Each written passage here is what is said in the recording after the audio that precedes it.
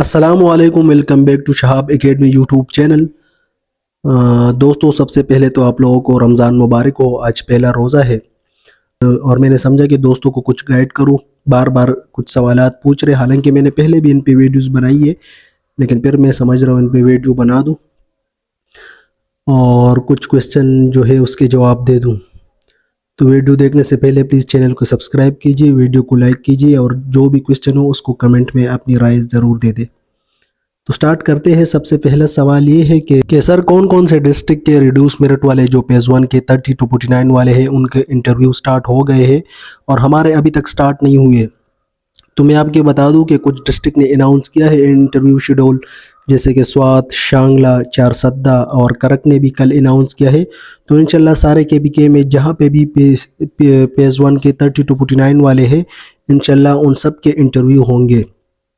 تو تقریباً 4-5 ڈسٹرکٹ جو میں نے اناؤنس کی ہے، ان لوگوں نے تو پی ایس ٹی پیز 1 30 to 49 والوں کے لیے انٹرویو کا شیڈول جاری کیا ہے۔ انشاءاللہ باقی صوبے کے بھی ڈسٹرکٹ کا اناؤنس ہوگا۔ دوسرا سوال یہ ہے کہ سر ڈی او کے پاس میرٹ لسٹ کب جاتا ہے؟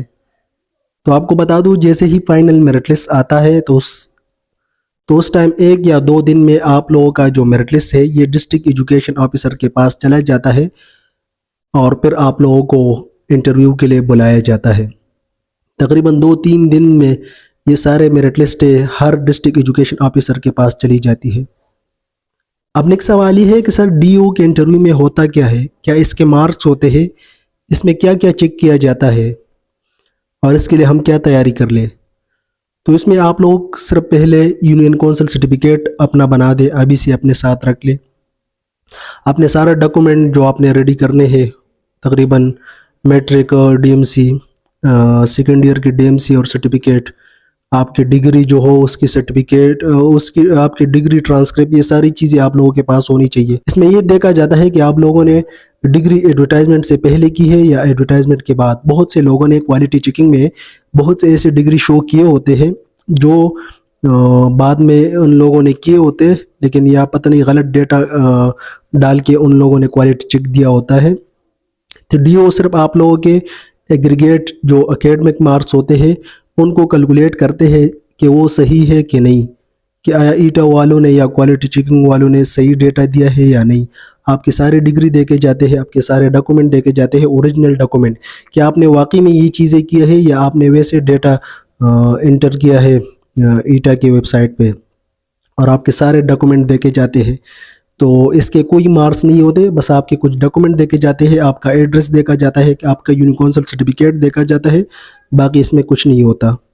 پھر جب ڈی او کا انٹرویو ہو جاتا ہے تو تقریباً 2-3 دن بعد ڈی او اپنا میرٹ لسٹ جاری کرتا ہے۔ اگر اس میں بھی کوئی غلطی ہو تو آپ لوگ اس کو ٹھیک کر سکتے ہیں۔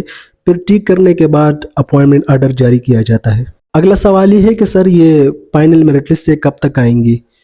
تو انشاءاللہ یہ اس ویک میں نے کہا تھا، کیونکہ بہت سے ذرائع نے بھی یہ کہا ہے کہ انشاءاللہ اس ویک میں تقریباً 2-3 دن میں یا 4 دن میں 21، 22، 23 اس طرح کی کچھ ڈیٹ میں یہ آ جائے گی انشاءاللہ۔ اس سے پہلے بھی آ سکتا ہے، لیکن ابھی یہ پی ایس ٹی پیز 1 30 to 49 والوں کا بھی انٹرویو شیڈول جاری ہے اور انشاءاللہ یہ بھی جلد از جلد آ جائے گا، کیونکہ 28 تک ایجوکیشن سیکرٹری نے بھی کہا تھا کہ اپوائنٹمنٹ آرڈر جاری ہونی چاہیے۔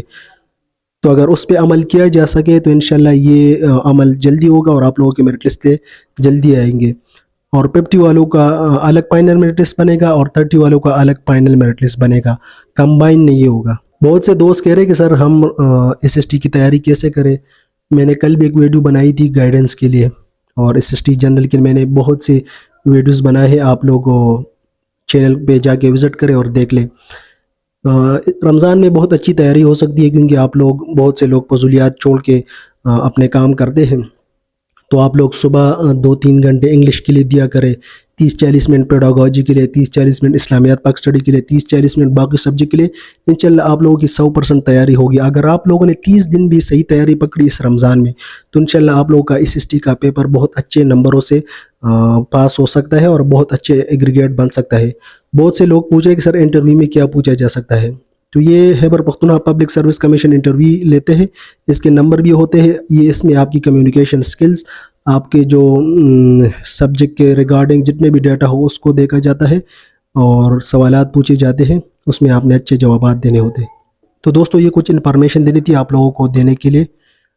انشاءاللہ ملتے ہیں نیکسٹ ویڈیو میں۔